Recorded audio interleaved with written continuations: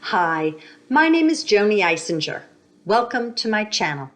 If you'd like to find out more about me, please go to my website, jonieswhitelighealing.com. If you'd like to schedule a private session, you can contact me through my website. I do Skype, Facebook video, FaceTime video, and phone sessions for folks who are not local to North Central New Jersey. I call on the highest of Christ-like consciousness, meaning the ones who are of high wisdom and light and love. I put protection around the space where I am doing readings. It is sacred space. If this resonates with you, fantastic. If not, I suggest putting it on a shelf. Spirit knows when people will be watching a video. Therefore, if you are watching it on May 2 of 2020, that is the day that I am filming. But if you watch on another day, it does not matter. There are no time stamps, and time is an illusion anyway. Therefore, everything just flows. Timelines come and go. So you're exactly where you are to be now. You could find me on LinkedIn and Twitter and SoundCloud. You could find me on Facebook. Please like my Joanie's White Light Healing fan page. And if you'd like to friend me, please message me and tell me how you found me. Regarding YouTube, if you haven't subscribed, please do, and press the all bell icon for notifications when I put out videos. Like, share, and comment below if you are so moved. I love hearing from you. I do take requests for YouTube videos because I do want to supply good product for my viewers. So it is now May, and it's time for a May 2020 love reading for the collective. So I'm going to go in for singles and couples, ones that are in it to win it, that are looking to meet someone, people who are dating, people who are coupled, living together, marrieds, love in general. So I put my Joanie aside and I pull in the divine ones who will give me information. So here goes. So there are some tangles. So those of you that are speaking with people, it could be that you have met someone, or you're living with them or married with them. There are some tangles. I feel that there are some miscommunications and a bit of tension. So if you have been arguing, it's best to stop. I'm not even getting pulled back gently. I'm getting just stop arguing. Done. Pull the plug on this. You need to pull out of whatever this drama and friction is that's going on with the person that you've been relating to. It's not healthy and they are suffering. It feels like a lot of you are feeling responsible and unique, like I'm different, I'm better, I'm entitled, and that you must speak on these things, and you have to say this, and you're compelled to talk. No, you don't. You don't have to. Everyone has their opinion. There's your truth, my truth, and the truth. So the person that you're dealing with has their vantage point, which is different from yours, and that you feel that you're unique, but so does that person that you are relating to. They also find themselves just as special as you are because you are. We all are just as special because we are God sparks. We're little love units that are all interconnected. So I'm going to go in a little bit more regarding the arguing and the tension.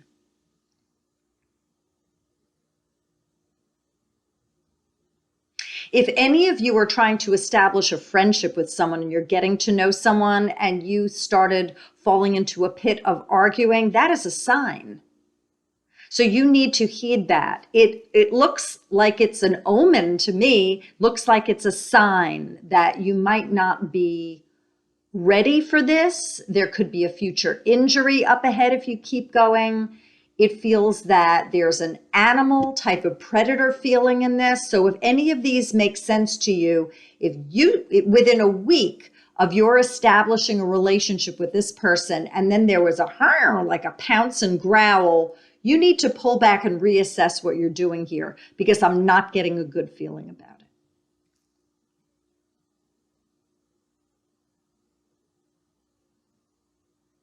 Now, I see a punch in the arm. I don't know if anyone literally was punched, but you need to take a look at that. If you are physically being hurt, you need to reassess this relationship. You need to be in a safe place. I would suggest getting mental help. If you are being beaten, I suggest calling a hotline, removing yourself and going to a shelter, going to live with someone where it's safe. But if this is an emotional punch in the arm, did you do something to provoke this? Are you passive aggressive? Are you a provocateur? I'm feeling that there are some people that are mouthy. So they say things in a flip manner, but they know what they're doing and they know what they're saying. And then they get a real punch back. And then you, the one that is mouthing off and being provocative or not taking responsibility for goading that person and leading them on to have that type of a reaction. You must own your behavior. Your thoughts, your words, and your actions or deeds are yours, and that they affect that person that's in your purview. So if you are talking to them, if you are dating them, if you are living with them, if you are married to them, watch what you're doing, because I feel like you're egging someone on. Now, if this doesn't relate to you, that's fine. I'm giving a very broad reading for the collective, and there are many souls that are in the collective that will be watching this at some point. I'm going to see if there's anything more left regarding this. Okay, so I've said enough regarding the arguing and the provocation, if that's also part of it.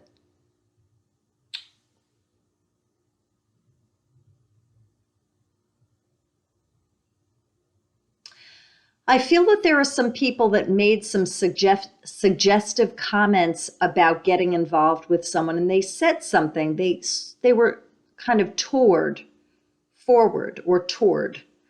in the way that they expressed themselves to that person, and that you're not quite sure whether you felt that way or whether you were being suggestive in a flirty way and now you regret it. You might need to go back and clean that up, because that person took you seriously. It feels like a lead on, and that you're feeling uncomfortable about it, like, oh, I shouldn't have done that because they took it seriously. Now, this still gets into the category of being provocative and possibly teasing. The first way was more being provocative to get a reaction and then not owning it. In this case, it's being suggestive and teasing someone in a relationship, possibly sexual way as well, and then pulling back. You need to own what you do. This is a big message to folks. When you are relating to someone, once it goes out, once you say or do something, it's out there, and then it is affecting that other. You have an effect on other.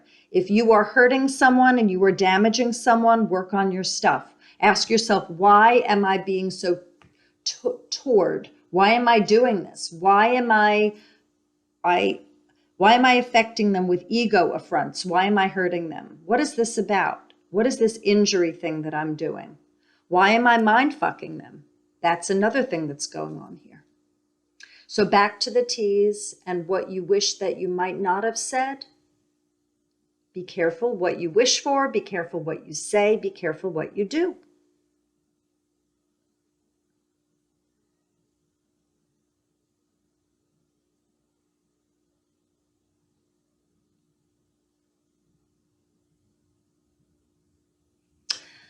You know, I see a lot of people going, so metaphor.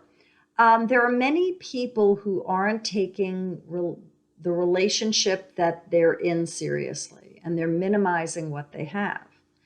And they are laughing. They are chuckling, but not in a good way. And they're not seeing it as anything they ever thought they would be in. It's very far from what they wanted. They're stuck. There are people who are stuck in these relationships, but I feel that there are people who are getting off on hurting other people. So it's interesting that the crux of this reading so far has to do with people being in relationships and hurting others. And if that's the case, One needs to take a look at themselves and how they hurt themselves, why they would want to hurt another. What's the secondary gain in hurting another? Whether it's teasing them, leading them on, goading them, being passive aggressive, getting so deep in a relationship that you don't want to be there, and then you're like, oh my God, look at this. This is crazy. And then not owning, taking responsibility for your part in it. There are wounds here that need to be released. I'm going to do a healing for the collective. For those of you who identify in any way where you're not quite sure that your actions and your words are of integrity and you might be hurting other people, and where you find yourself stuck, but you're incredulous and you're not very connected with your heart about it, and you're almost laughing at it, minimizing the severity of this, that you're in a relationship that's not healthy. And I think that they want you, but you don't want them. There's a cruelty piece through all of these that I've noted so far. So where there's any karma, for those of you that find yourself involved in this way, we ball up all the lifetimes across time and space, forwards and backwards across all generations, and you say inside, I forgive myself. Good. Forgive everyone and everything. Ask for everyone and everything's forgiveness. Thank God for these life lessons. Have a sip of water. Between now and when you go to sleep, sip water. It will help flush negative energies through the physical body.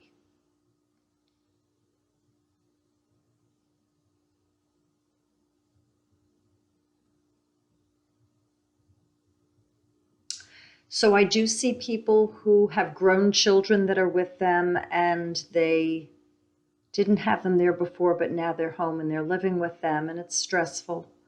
And you need to accept that this is the way things are for now, that they don't feel comfortable being there, that they wish that they had been wherever, could be college or another family member, and now they're with you, and that things have shifted in that way. And if you're living with someone, whether it's a partner or whether it's a spouse, things changed. I see you want harmony and now there's some tension. You want peace and now there's a ruckus. Things have changed. The formula of the family has changed. This too shall pass.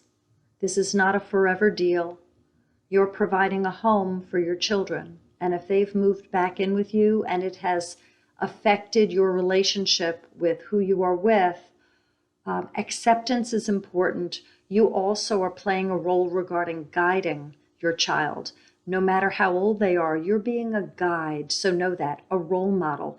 How you perceive this series of events that's happening right now in our reality is affecting who's around you. It's affecting your partner, and it's affecting your child or children and your animals. So be very aware of how you speak and how you act. Your partner knows that this is tough. He's also, or she's also, going through transition and adaptation as well. Both of you could talk about it if you'd like. There could be a few discussions about this new arrangement. Kind of air things and get the feelings out there and do a little bit of problem solving. I'm going to go in for the singles who have not met someone. We'll see what's going on.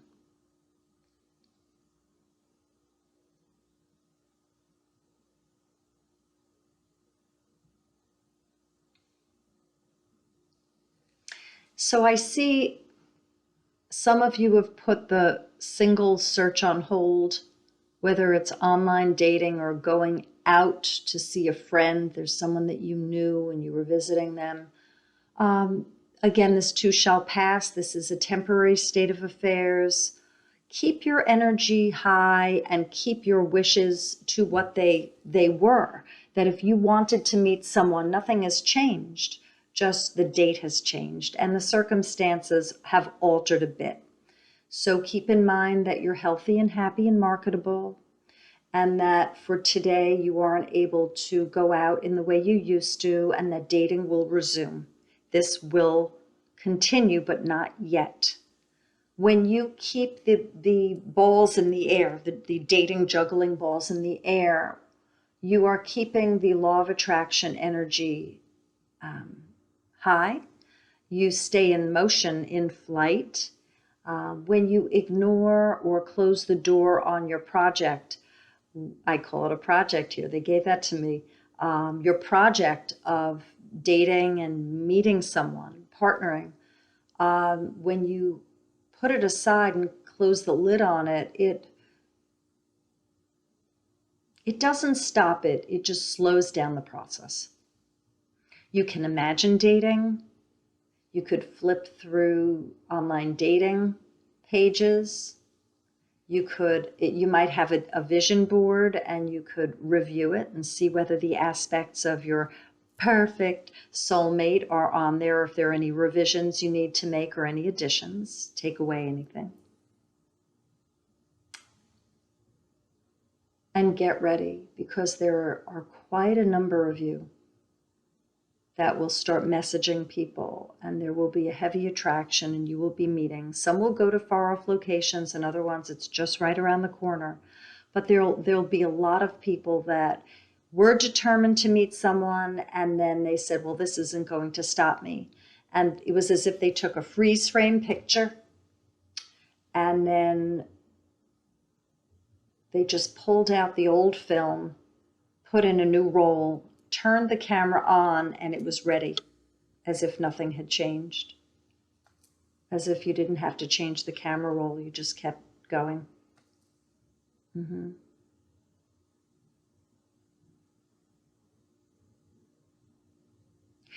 I see that once people are freely able to go out, there are going to be a lot of cars on the road and a lot of people are going to be meeting people. It builds. They gave me the picture of a pyramid, so it starts off like this and it just crescendos, and that there's a lot of love. A lot of people will be meeting people.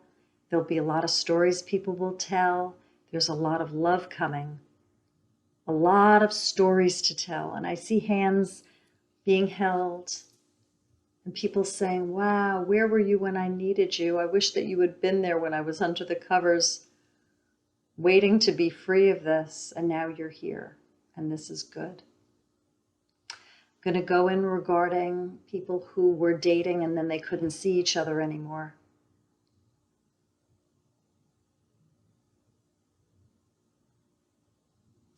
What Spirit suggests for those of you that started a process is to do like a suspended animation and return to the last time that you saw this person and tap right into the energy.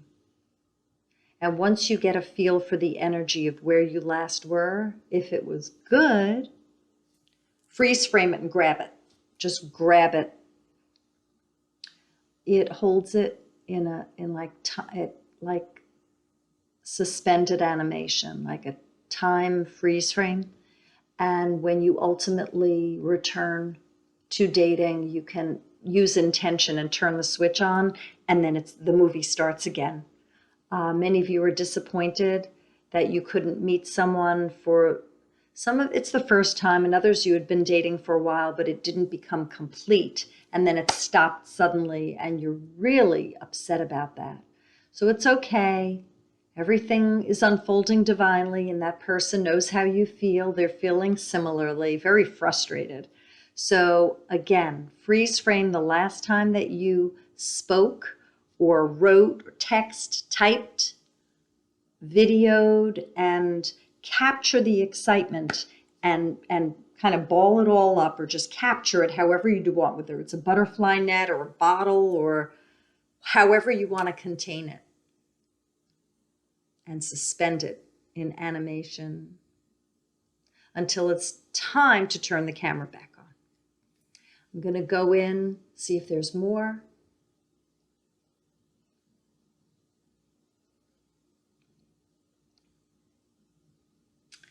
So there are a few of you they call rabble rousers. You're all like rah, rah, hip, hip, rah, rah, rah, rah, rah, getting it going, like pep rally. And you're scouting all over social media, and you're looking for people to friend, and you're looking for people to connect with, and that's just fine. They say use your discernment. Don't just willy-nilly start talking with strangers. Pull that in.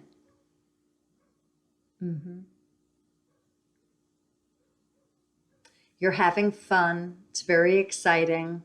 Be your best friend. Know when to stop.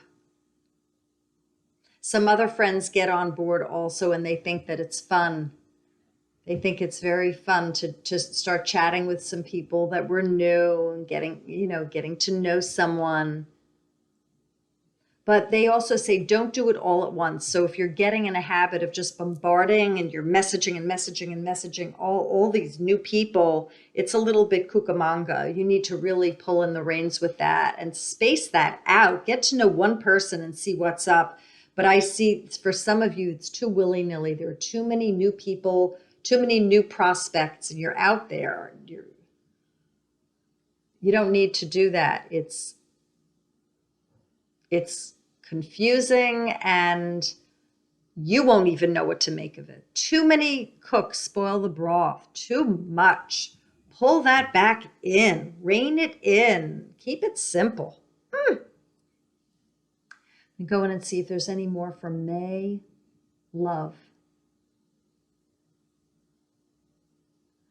I saw some bonds break. So there are some people that at this time, they're saying, I'm sorry, but I can't be with you. It's like almost like making amends and also ending something. Like I need to tell you I'm sorry.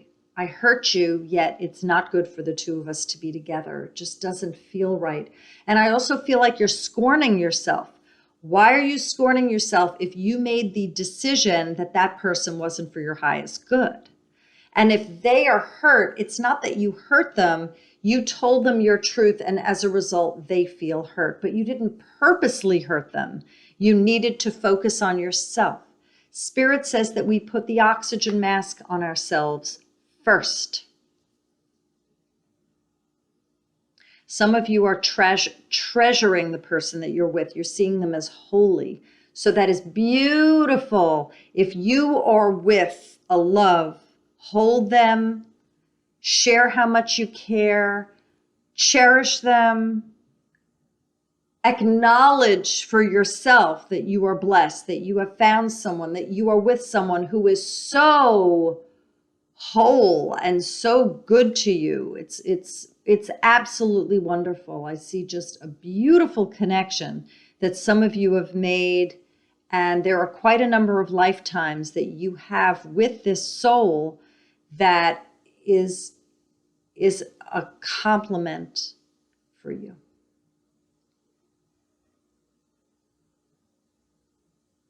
If some of you were steadily dating and then it stopped, for some of you it's meant to be, and for others of you it'll pick up. Now, I know that sounds ridiculous, coming from a listener point of view.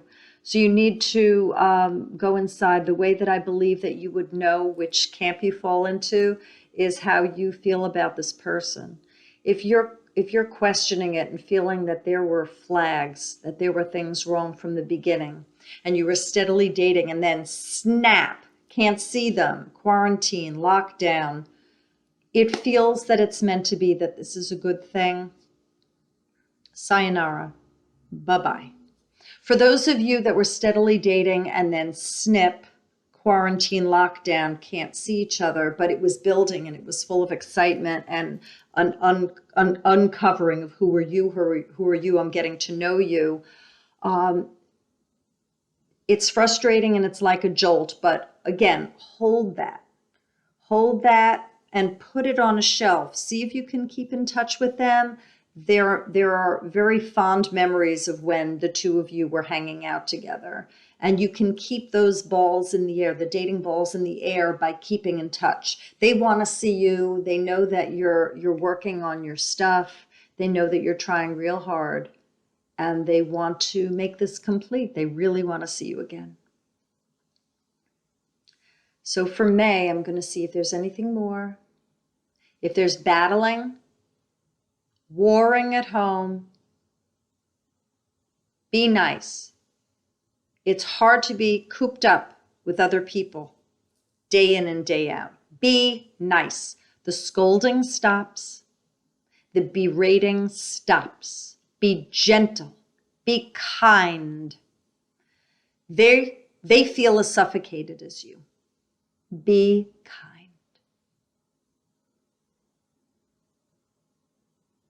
So that's all I have for May 2020 for the collective. Hope this assists you. I will see you again at my next video. And again, please like, share, subscribe, and comment if you are so moved. You take care, y'all. Bye.